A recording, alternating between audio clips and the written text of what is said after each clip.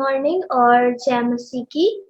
अ, आज एक और स्टोरी मैं आप सबके साथ लेके आई हूँ जिसका टाइटल है spread from destruction in a California fire.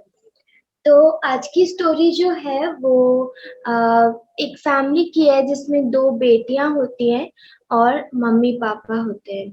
ये फैमिली बहुत नॉर्मल मिडल क्लास फैमिली होती है और ये लोग हमेशा चर्च जाते होते हैं, चर्च जाके रेगुलर टाइथ पे करते होते हैं और इस फैमिली में जो पापा होते हैं, वो एडवेंटिस्ट नहीं होते हैं, ना उनको विश्वास होता है कि अ, चर्च जाना चाहिए और चर्च जाके वर्शिप अटेंड करना चाहिए और साथ ही साथ टाइप पे करना चाहिए। बट वो अपनी वाइफ को कभी भी इस चीज़ के लिए मना नहीं करते हैं। अगर उनकी वाइफ टाइप पे कर रही है, तो कोई बात नहीं, पे कर दो, मुझे कोई प्रॉब्लम नहीं है।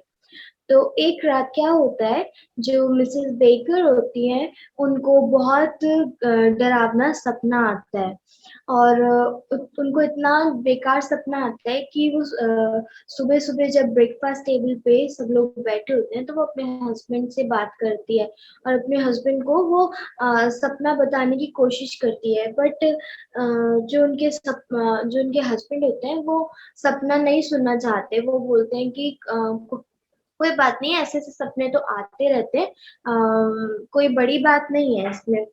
तो मिसेस बेकर जो होती हैं, वो बोलती हैं कि मुझे जब डरावना सपना अंदर से लाइक जब मैंने डरावना सपना देखा, तो मुझे एक अंदर से आवाज़ आई कि तू डर मत, तू बस अपनी टाइट पे कर, मैं तेरे साथ हूँ और मैं तुझे सँभालूँगा और मैं तुझे कभी भी और तेरे परिवार को कभी भी कुछ नहीं करूँगा।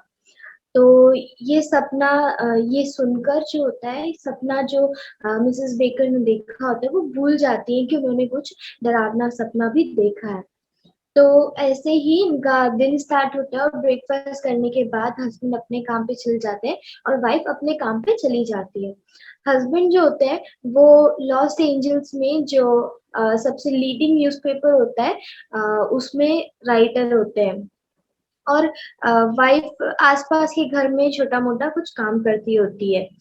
तो वाइफ को जो हस्बैंड को जब पता चलता है कि मेरी वाइफ इतना बड़ा अमाउंट चर्च को पे कर रही है, तो वो कभी-कभार तो सोचता है कि नहीं, इसको इतना टाइप नहीं देना चाहिए। बट फिर ये सोचते हैं कि कोई बात नहीं, मेरी वाइफ इतनी समझदार है कि वो इतने ही छोटे से अमाउंट सैलरी में से टाइप का कैसे निकाल लेती है और उसके बाद भी घर में आराम से बच जाता है, घर को अच्छे से चला पाती है।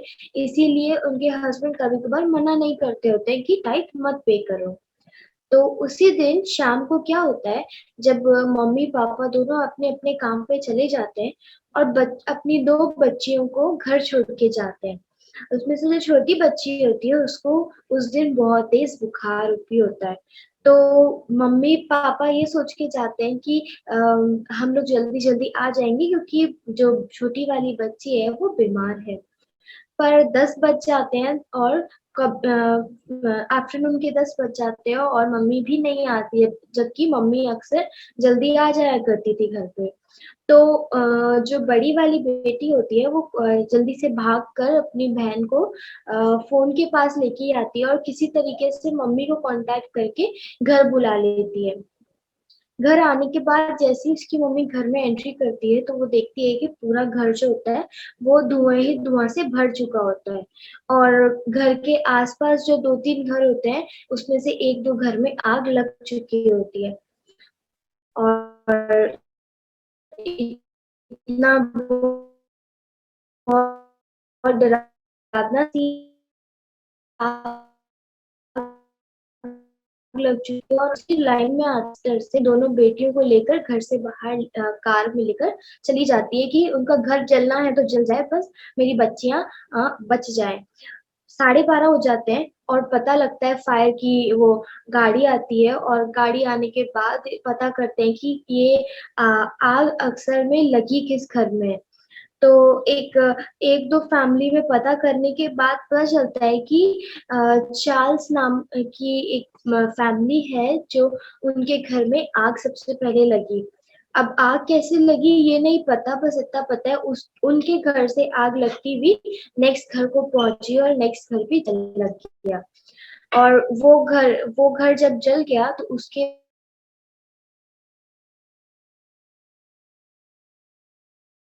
सब कुछ वहाँ पे जलना स्टार्ट हो चुका था।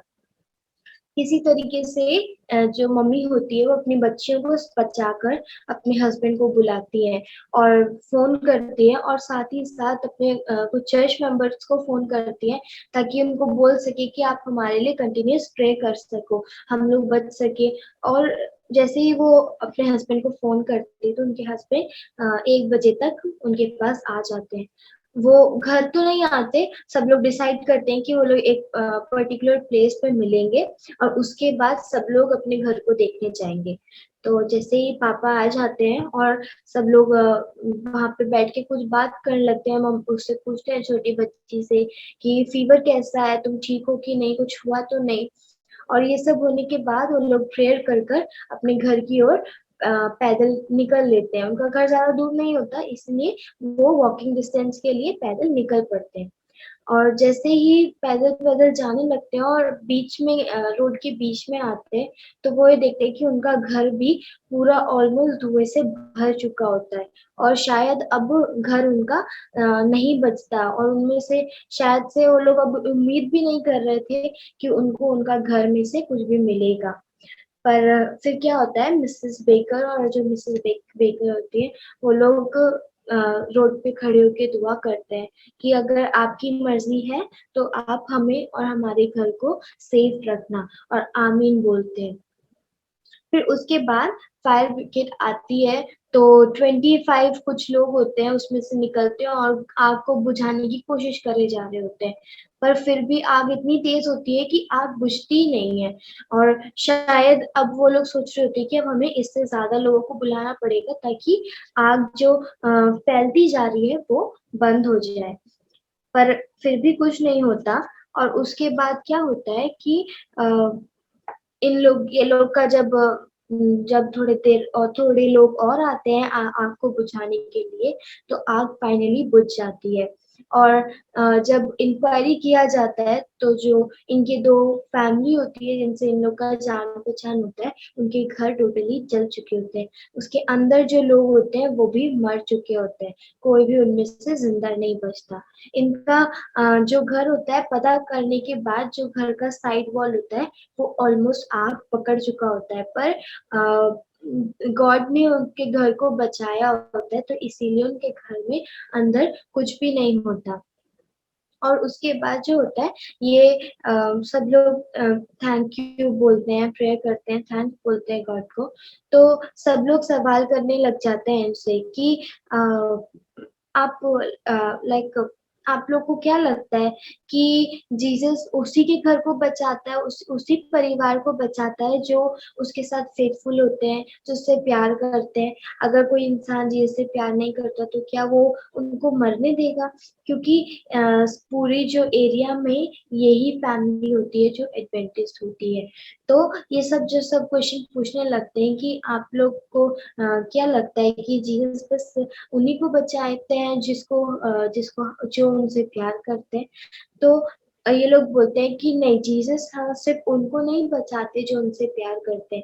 जीसस उनको भी बचाते हैं जो उनसे प्यार नहीं करते। क्योंकि हमारी ज़िंदगी में जो कुछ भी होता है, चाहे फिर वो अच्छा हो, चाहे वो बुरा हो, वो सब जीसस की मर्ज़ी से होता है।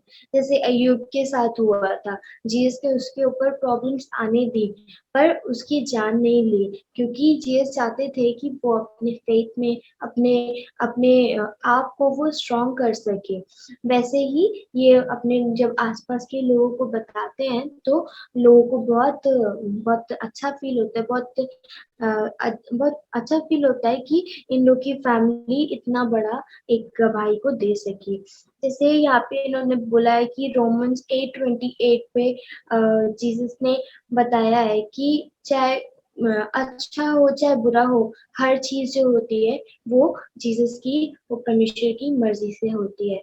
तो आज ये छोटी-सी कहानी से हम 2-3 चीज़ें सीख सकते हैं। हमें पहली चीज़ तो अपने आप को स्ट्रॉन्ग करना है क्योंकि हमारी ज़िंदगी में जो कुछ भी होता है, वो हमारे गॉड की मर्ज़ी के बिना नहीं होता है। अगर हम पे प्रॉब्लम आई है, तो वो इसलिए क्योंकि वो चाहते हैं कि हम और स्ट्रॉन्ग बन सकें, हमें और अच्छा करना है।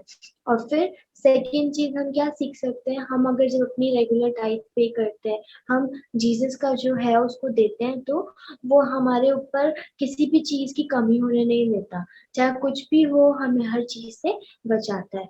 तो हम लोग को मैं उम्मीद करती हूँ इस कहानी से हमने आज बहुत कुछ सीखा है और हम अपने आप को जैसे इस फैमिली ने प्रेयर करी, अपने आप को गवाही दे सके, वैसे ही हम लोग भी कर सकें ताकि हमारे द्वारा हम जो कुछ भी बताते हैं वो लोगों के लिए आशीष का कारण बन सके। तो आप सबको आज का इस कहानी से जीसस आशीष दे।